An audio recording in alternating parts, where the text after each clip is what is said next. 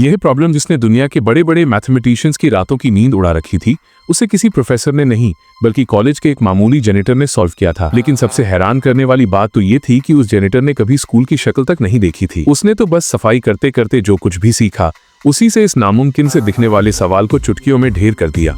इस लड़के का नाम था विल, जो एक बेहद गरीब इलाके से आता था। वो सिर्फ पढ़ाई में ही पीछे नहीं था, बल्कि सड़कों पर दंगे और मारपीट करना उसका रोज का काम था। एक पुलिस ऑफिसर पर हमला करने की वजह से वो जेल की हवा भी खा चुका था। रिहा होने के बाद वो MIT में झाड़ू पोछा लगाने का काम करने लगा, पर किसे पता था कि इस धूल और गंदगी के पीछे एक ऐसा दिमाग छिपा है जो सदियों में एक बार पैदा होता है। एक दिन विल हमेशा की तरह अपना काम खत्म करके चुपचाप निकल गया। उसे अंदाजा भी नहीं था कि उसकी किस्मत का ताला अब खुलने वाला है। अगले दिन जब प्रोफेसर ने बोर्ड पर लिखा हुआ जवाब देखा तो उनके होश उड़ गए।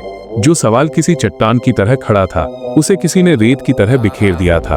प्रोफेसर समझ गए कि ये काम किसी आम इंसान का नहीं है, पर ये रहस्यमयी जीनियस सबके सामने आने से कतरा रहा था।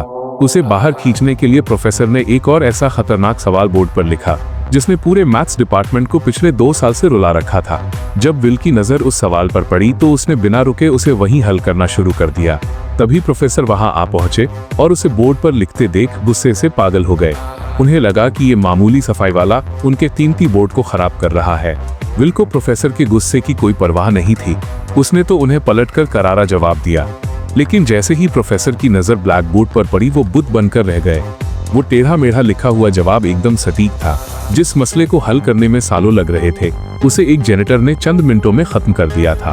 विल का टैलेंट सिर्फ नंबर्स तक ही नहीं था, उसके पास एक ऐसी फोटोग्राफिक मेमोरी थी कि वो किसी भी किताब को एक बार देख ले तो उसे रट लेता था।